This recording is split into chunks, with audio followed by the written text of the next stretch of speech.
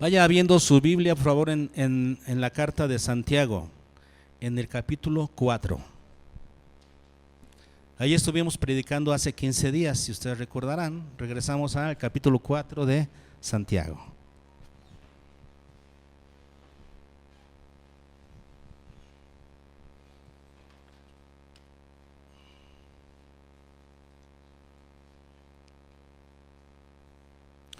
Hoy vamos a hablar de el tema de los conflictos. ¿Alguno de ustedes conoce eso? Casi ni hay, ¿no? A ver, porque ya te la sabes. Mencióname algunos ámbitos de la humanidad en la que hay conflictos. Políticos, ámbito político, en el matrimonio, en la familia con los hijos con los padres, en la iglesia, con los amigos, en la vecindad, con vecinos, en el trabajo. ¿En qué? ¿En el taller? Y en el ámbito internacional, entre países, ¿verdad? Ámbito político internacionalmente. En todos los ámbitos hay conflictos. Por eso hoy vamos a platicar acerca de los conflictos. Lo primero que vamos a decir es lo siguiente.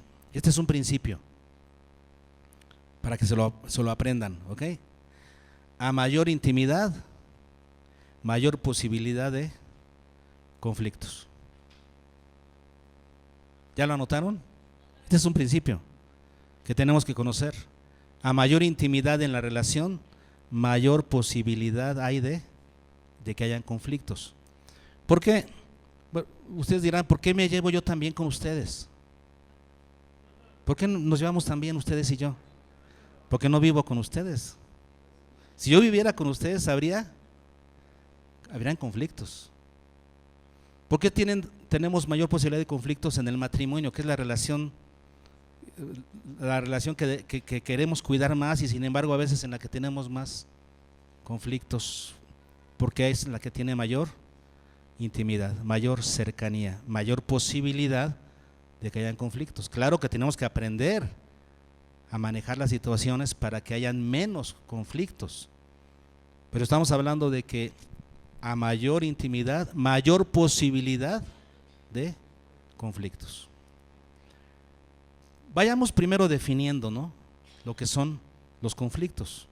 Aquí en el capítulo 4, versículo 1 dice: ¿de dónde vienen las guerras y los pleitos entre vosotros? ¿Entre vosotros a quién se refiere? En la iglesia.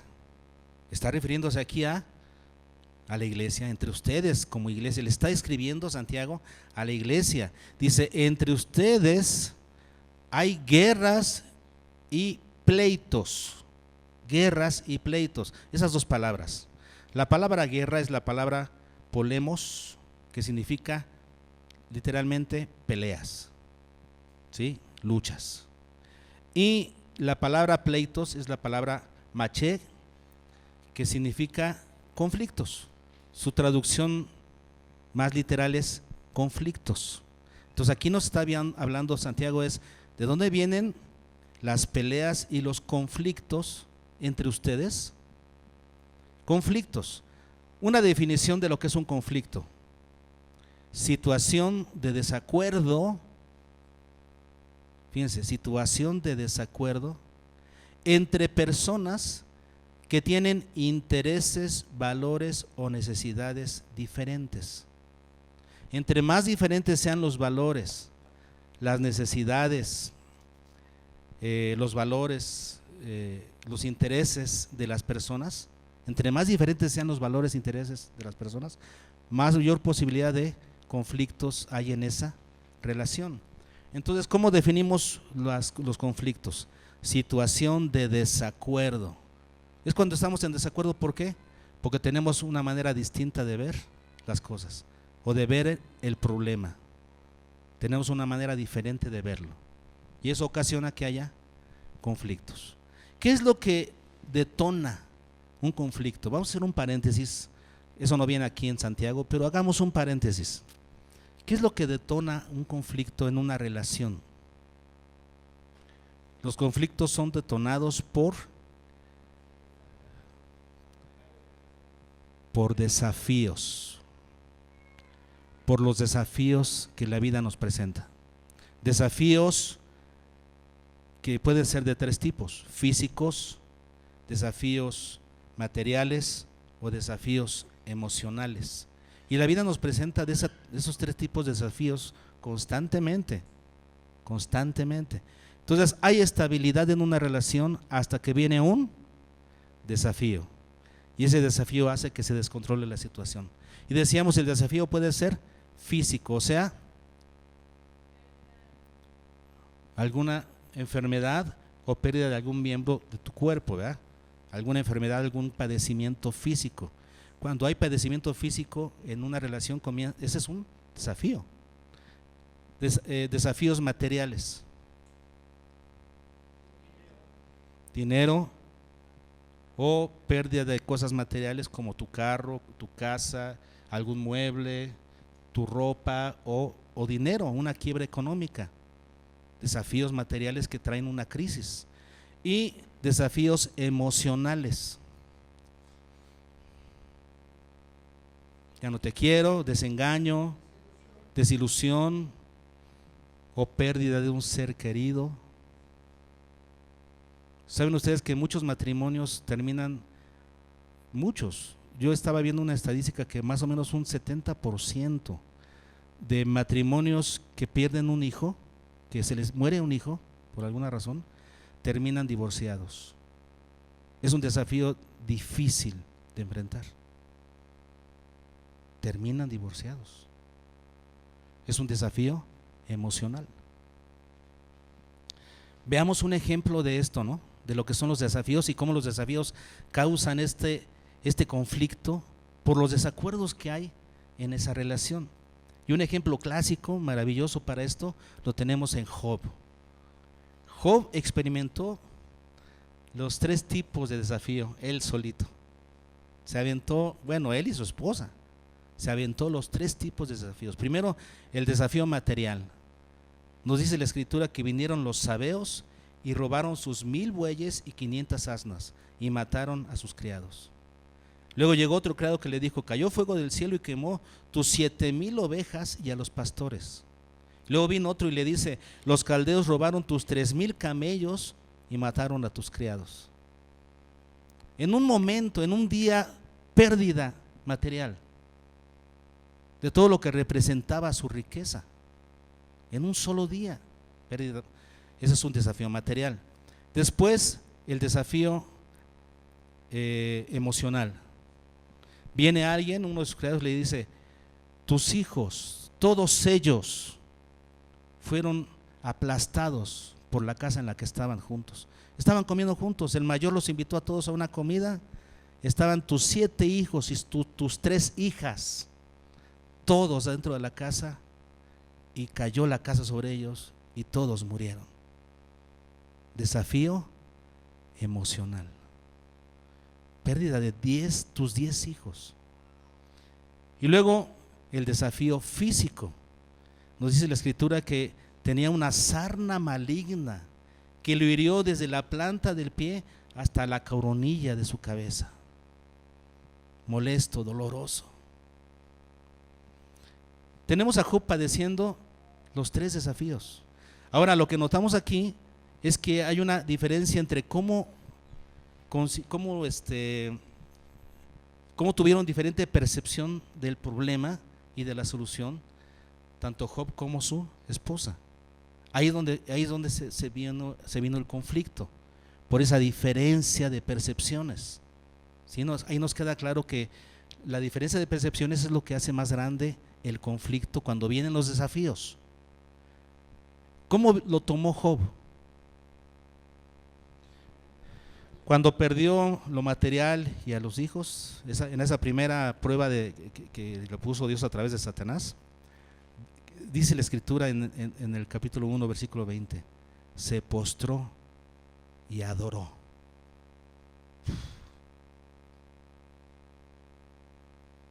Se postró y adoró.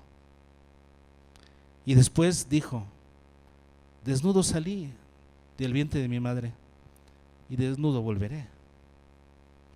Jehová dio.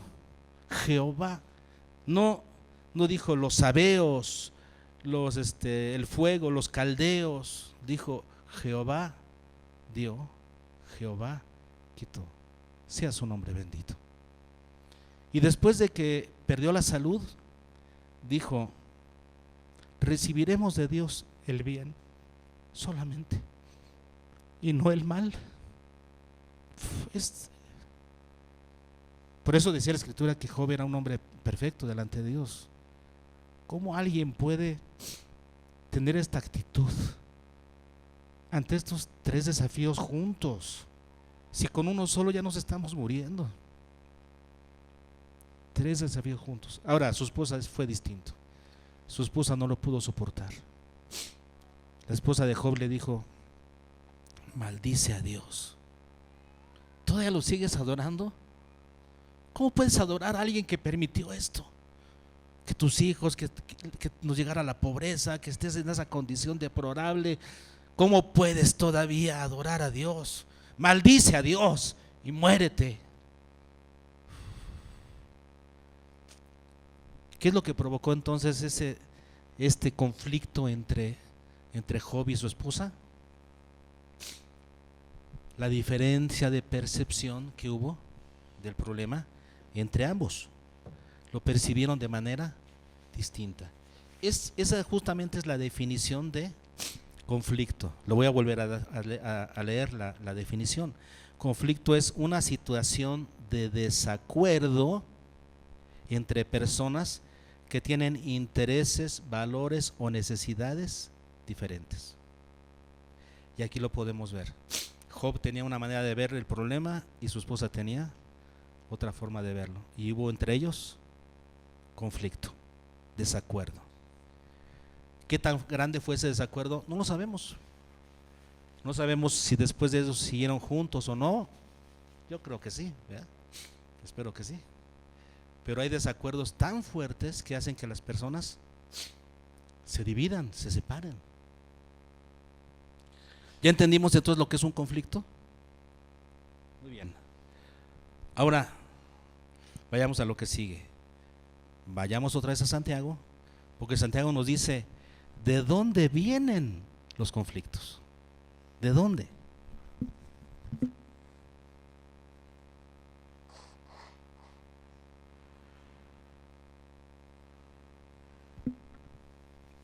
Díganmelo ustedes.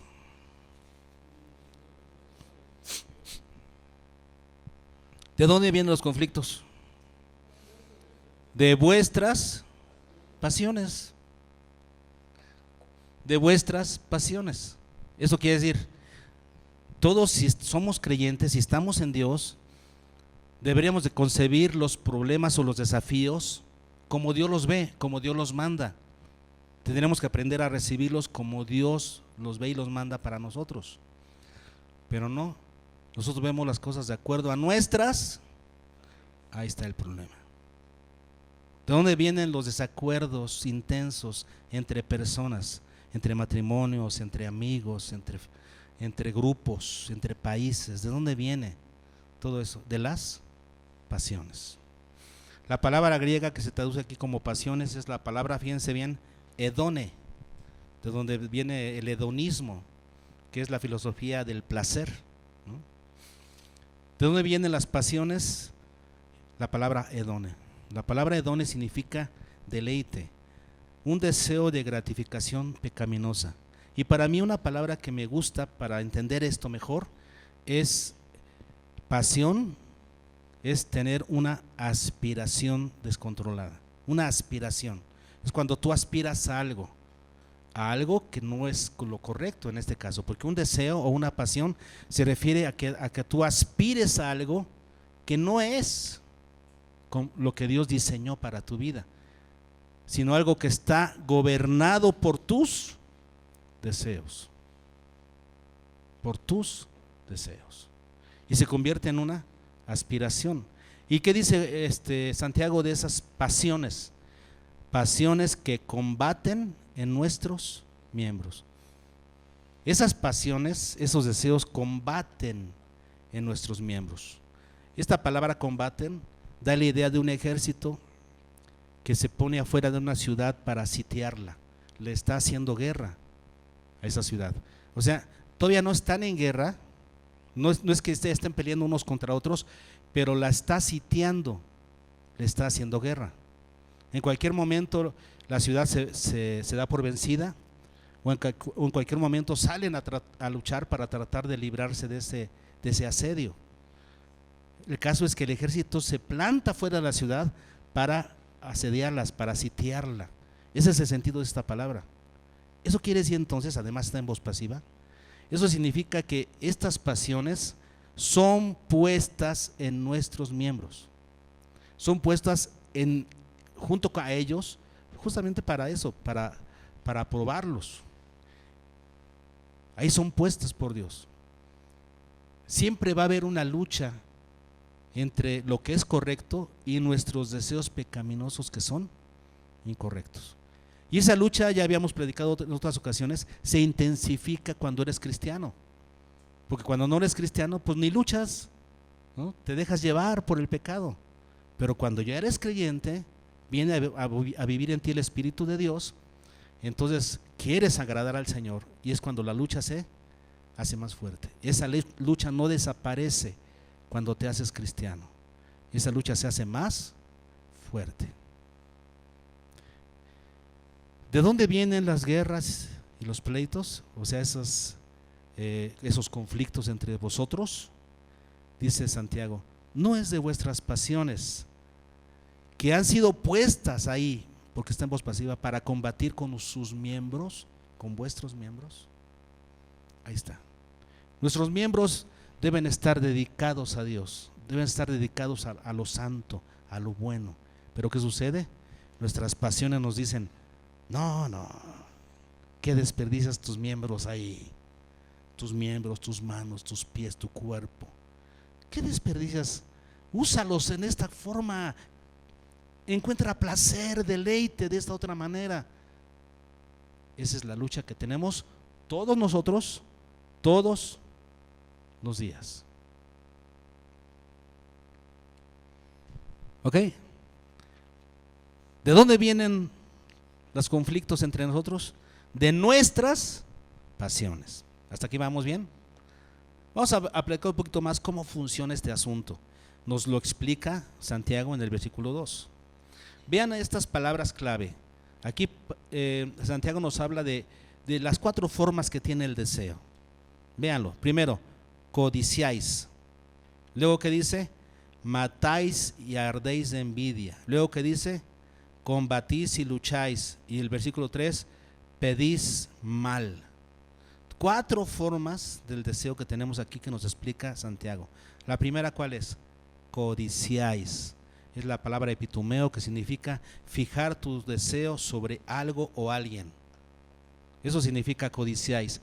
Cuando lo codicias, ¿qué haces? Fijas tu mirada en eso. Fijas tu deseo en esa situación, en esa persona o en esa cosa que quieres. Ahí está fijado tu deseo. Y no puedes mirar hacia otra cosa, hacia otro lugar, porque tu mirada está puesta en eso que deseas. A eso se refiere esta palabra codiciáis. Poner todo tu deseo, toda tu mirada y toda tu atención en esa cosa o en esa persona que tanto deseas. Luego dice, matáis, que significa asesináis, es la acción de un asesino, y ardéis de envidia. Eso nos dice que la razón de matar a otros, de asesinarlos, ¿cuál es? Que somos movidos por la envidia. En esta palabra, esta palabra envidia es la palabra celo, de donde viene celos. Eres movido por los celos. ¿Por qué aquel sí tiene y yo no? Matas movido por la envidia. Estamos hablando de pasiones fuertes que tiene el ser humano en su interior y que nos mueven a los conflictos con otros, ¿no? La tercera cosa dice, combatís y lucháis. Y adivinan que estas 2 palabras son las mismas, pero traducidas de manera distinta, que se utilizan en el versículo 1 cuando dice guerras y pleitos. Las mismas palabras, las mismitas. Eso quiere decir que aquí está volviendo otra vez Santiago a referirse a peleas y conflictos. Ustedes tienen peleas y conflictos. Y luego dice el versículo 3, y pedís, pero pedís mal. ¿Qué significa pedir mal?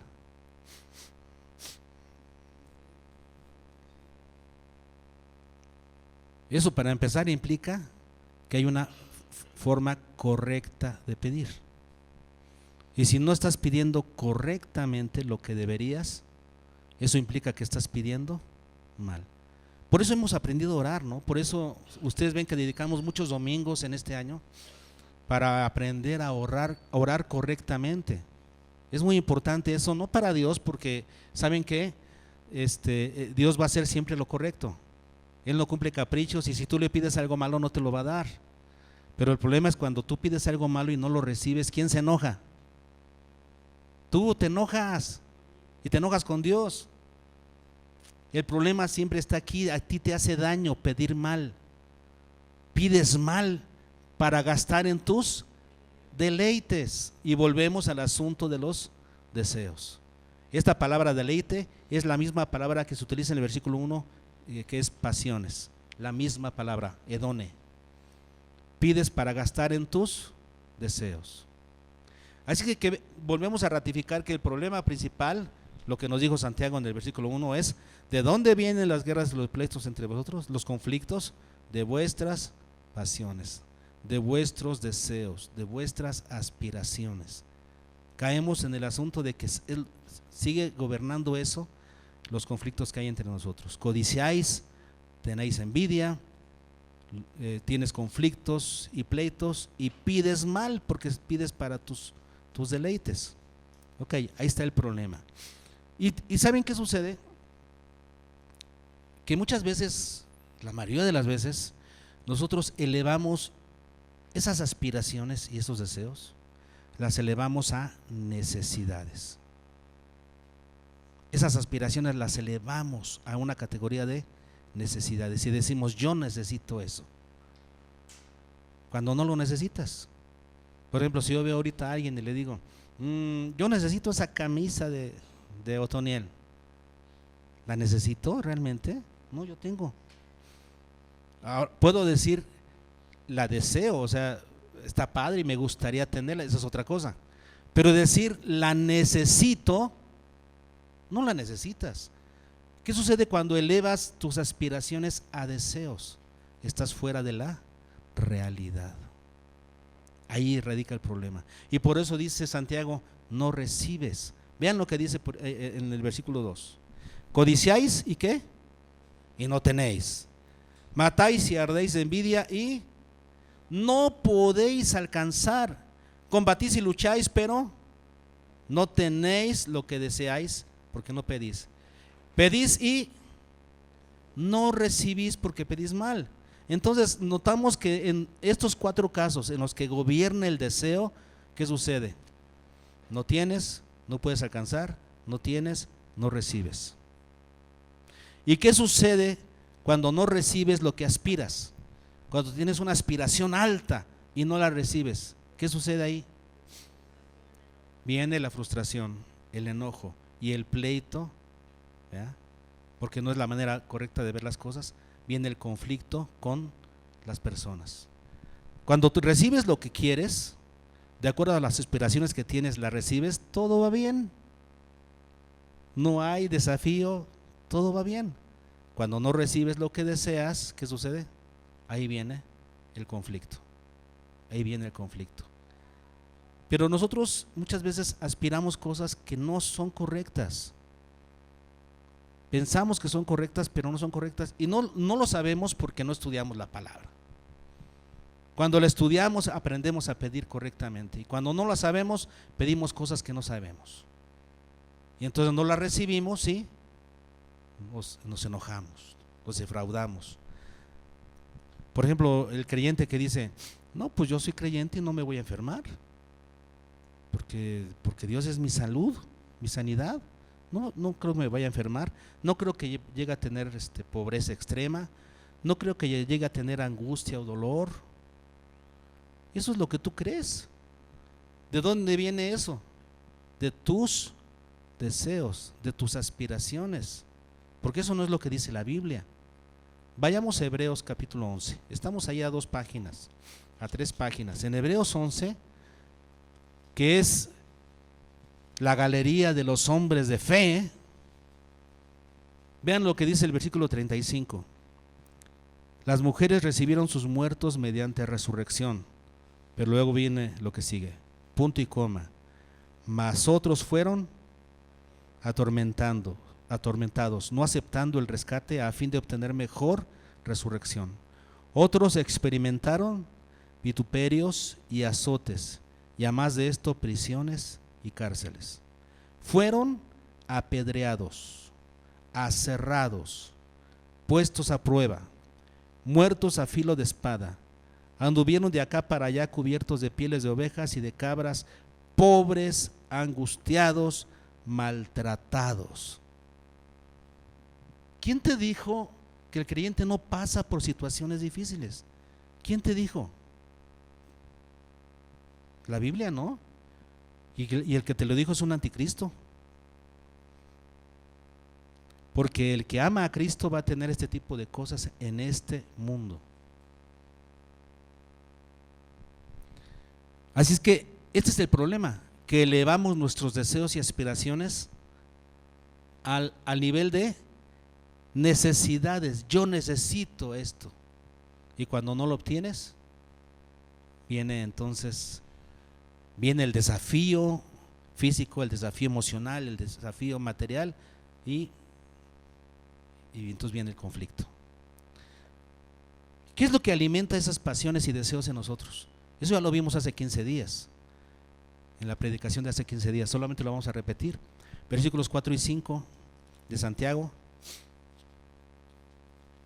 Oh almas adúlteras, ¿no sabéis que la amistad del mundo es enemistad contra Dios?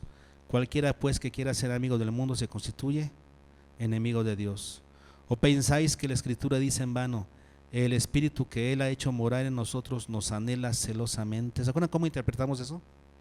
Que el espíritu humano que estaba en nosotros, que era dominado por el mundo, ahora que estamos en Cristo, ese espíritu humano, ¿qué sucede? Nos anhela, nos extraña y quiere que regresemos a una vida de pecado. ¿Dónde está el problema? ¿Qué es lo que alimenta en nosotros esas pasiones o deseos, esas aspiraciones pecaminosas? ¿Qué es lo que lo alimenta? El mundo. ¿Y qué hay en el mundo? Los deseos de la carne, los deseos de los ojos, la vanagloria de la vida.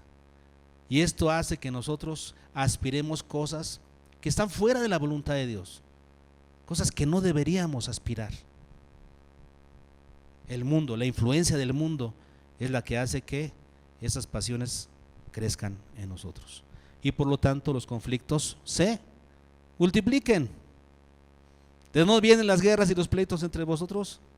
De las pasiones. Las pasiones son alimentadas por el mundo. Por eso el creyente no debe tener amistad con el mundo. ¿Qué debemos hacer entonces si la influencia es tan fuerte? Vivimos en el mundo. ¿Qué debemos hacer? Ya lo vimos hace 15 días, versículos 6 y 7. Pero Él da mayor gracia. Por esto dice, Dios resiste a los soberbios y da gracia a los humildes. Someteos pues a Dios, resistid al diablo y huirá de vosotros. Entonces, ¿qué debemos hacer? Humillarnos, o sea, hacernos bajos, no soberbios. Yo sé lo que hago. No sabes. Sométete. Humíllate a Dios y sométete a Dios. ¿Qué significa sométete a Dios? Ponte bajo la autoridad de Dios. Lo que Dios dice que está bien, lo que no, acéptalo. Sométete bajo la autoridad de Dios. Entonces, nuestra realidad está aquí. ¿A qué le llamamos nuestra realidad? A lo que Dios considera que es real, de acuerdo a sus definiciones. Son los valores eternos. Ahí es lo real.